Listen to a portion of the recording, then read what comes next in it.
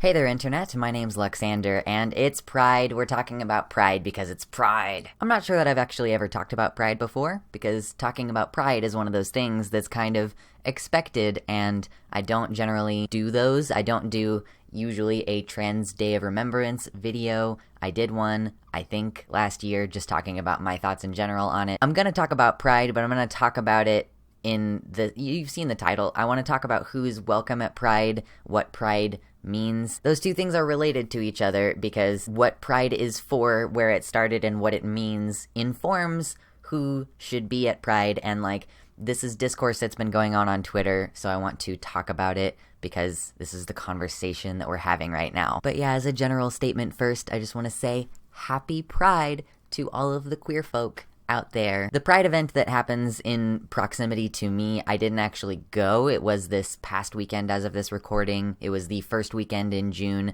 and I had to work, and then I decided that I didn't want to go just on Sunday because it was hot outside. I've never actually been to Pride before. I want to talk about the discourse around Pride right now. The discourse is, there are basically a few sticking points where some people are saying kink shouldn't be at Pride, or leather daddies make them uncomfortable at Pride. And then you have people who are saying that cops shouldn't be at Pride. And then you have people who are saying that asexual people or aromantic people shouldn't be at Pride. And that last one, at least, is a question not only of do these people belong at Pride, but also is sort of analogous to do these people belong in the community. I've seen a lot of conversation about whether or not asexual and aromantic people are part of the queer community. I want to start with the question of whether or not cops belong at Pride, because to me this is one of the easiest questions to answer if you know anything about where Pride came from. We have Pride in the summer as we do because it is commemorating the anniversary of the Stonewall riots, which was of course a situation in which police presence in queer communities in New York City was actively destructive,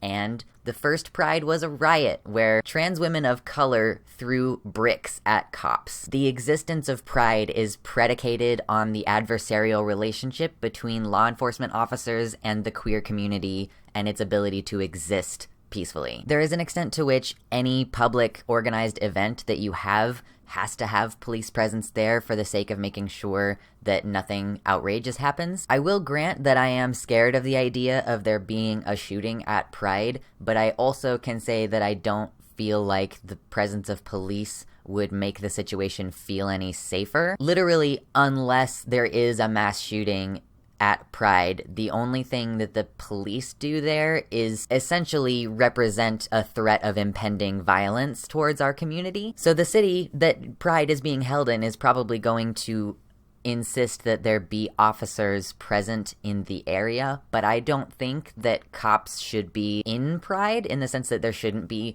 a float for the local police department, and I don't think that they should have armed and uniformed officers walking among the people. I don't think that that's good in any way, shape, or form, because the nature of Pride is inherently based on the adversarial relationship that exists there. So yeah, the short answer to do cops belong at Pride is no, not unless they are in civilian clothes and refuse to participate in any police violence that may occur at the event. I also want to address the idea that ace or arrow people cannot be at Pride. I'm gonna be the person who's gonna come out and unequivocally say that asexual and aromantic people are part of the queer community, and if you don't think that's the case, I disagree with you, and I think that you should actually talk to A-spec people about their experiences, because they are also subject to things like people telling them that they just need to try to be in a relationship with someone of a certain gender, which a lot of the other letters in the queer community have also dealt with. It is so clear to me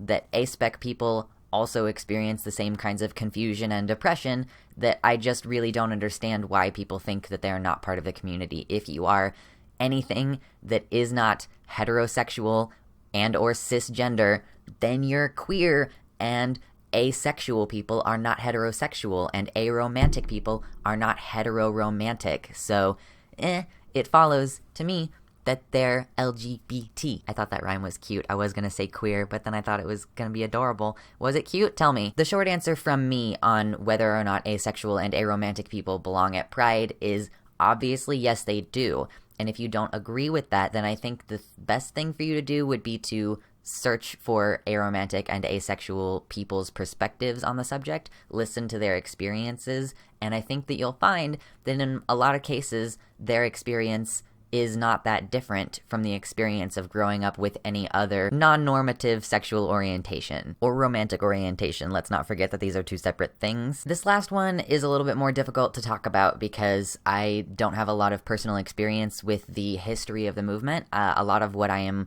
learning about this recently, I am learning about it quite recently, and I'm learning it from people who are older in the community who've been around for longer, and that is the question of whether or not kink has a place at Pride. I know that may seem sort of like nonsensical because when we think of Pride, when I think of Pride at least, leather daddies are up there in the list of things I would expect to see and would imagine seeing when I'm at Pride. The idea of gay men who are kinksters, wearing their harnesses and all that stuff, wearing their puppy masks, all of that is stuff that I kind of consider to be an inherent part of the package deal when you go to Pride. Pride, to me, is a semi-sexual event because part of it has to do with the ability to sexually express yourself in the way that is most comfortable for you. But the discourse is essentially that overt displays of sexuality are inappropriate and may be triggering for people who don't have positive experiences with those things or who may feel as though they are being drawn into a voyeurism / exhibitionism kink that they might not be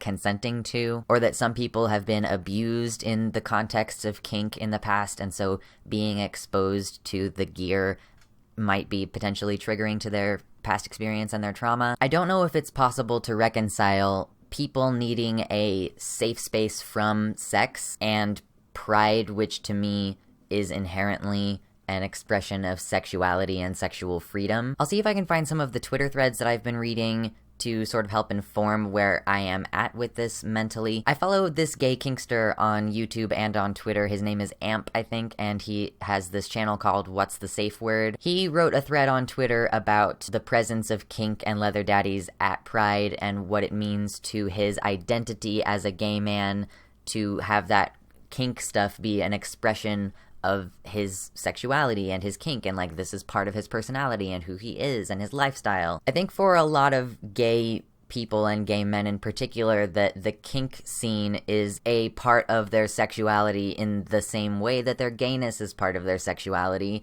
It's part of how they express who they are. And Amp explained that him being in his harness in public is not him being inherently sexual in public, because the kink is part of his personality, and wearing the harness is a way of saying, hey, this is who I am as a person. It's not, in that moment and in that context, an explicit expression of sexualness. It's not the same as performing an exhibitionist sex act in the hopes that someone will come by because you have an exhibition kink. Because what you're doing is wearing an article of clothing, not engaging in a sexual act. I also saw this other Twitter thread, which I do not know if I will be able to find, about there being a sort of generational difference with the older queer people being kind of informed by a mentality of the freedom to do something, and this person described the younger generation as being formed more around the freedom from a thing, freedom from oppression, basically, whereas the older generation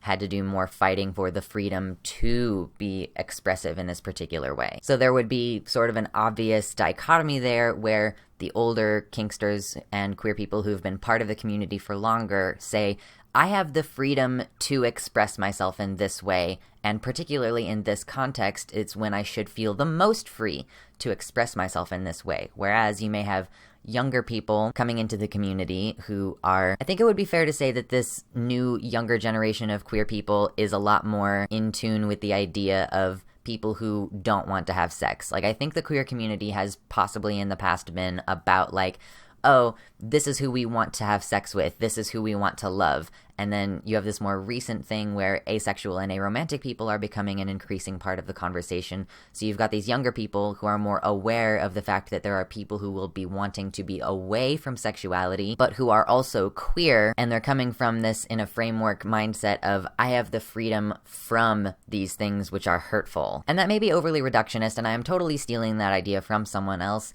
but this is just trying to sort of understand where the conflict of interest comes in, but I personally don't think that I can land on anything other than Kinksters belong at Pride and wearing a harness isn't an inherently sexual act. It's almost to me like, do you think that a woman wearing a very deep, low-cut shirt to expose her cleavage is, by going out in public, forcing you to engage in voyeurism or her exhibitionism because her clothing is inherently sexualized? I don't think that's the case. I don't think you can say, oh, a person wearing something very revealing or something that I view as inherently sexual is forcing me to participate in a sexual activity that I didn't consent to. I just don't think that that's a sensible way of viewing it.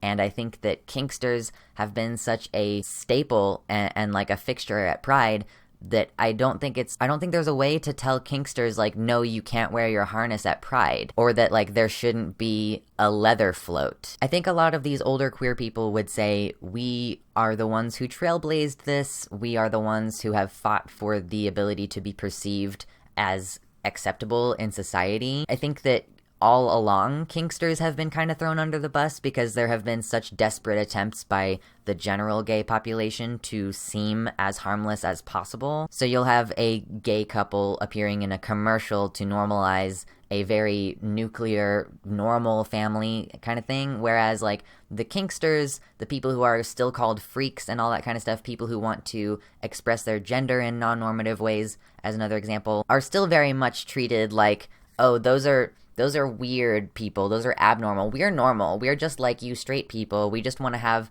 kids and buy a house and all that stuff. Like, respectability politics is certainly a part of this. And people in the kink scenes have been there the entire time, fighting against AIDS and fighting against just all of the same oppressions. They are not separate from our community. Kinksters are part of our community. And this is not me saying that people who engage in kink and are otherwise not queer are suddenly queer. I don't mean that. I am talking about queer people who are also Kinksters and for whom those identities are very intertwined. The only way I can think to rectify this is to have there be separate events that are less sexualized for the people who are bothered by the presence of, I don't want to say sexual gear or anything like that, because, like, to me, again, wearing the leather is not in and of itself inherently sexual. You would have to be actually performing a sex act, but people who are uncomfortable with the overt displays of sexuality. So the answer to, do Kinksters belong at Pride? I would say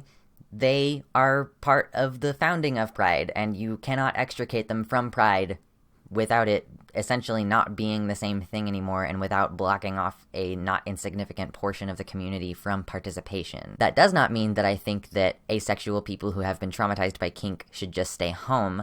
I just don't have a good solution off the top of my head. I just don't think that you can say Kinksters don't belong at Pride. I don't think that that's possible or valuable or makes any sense. I skipped Pride this year, but that doesn't mean that other people don't go and have fun, and I hope that you did or do have fun whenever your local Pride parade is happening. If you have any other thoughts about this, especially if you can help inform me, like give me extra information that I don't already have, that has gotten me to this point where I've come to these conclusions about who belongs at Pride, please comment below and let me know what your perspective is. I'm always open to readjusting how I think about these things. That's gonna be all for me today, though. If you liked this video, please give me pretty analytics to look at and comments to read. Find me on Patreon, subscribe to this channel, ring the bell for notifications, and I hope you have an okay day.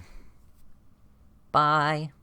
Happy Pride Month, and a special thank you to my patrons, especially The Gay Agenda, Amber Music, David Walter, Jenny Swindells, Gretchen Becker, Wellington Marcus, Nicolette Klassen, Jess Zendrex, and Mr. Atheist. Y'all are really super awesome, and I appreciate your support.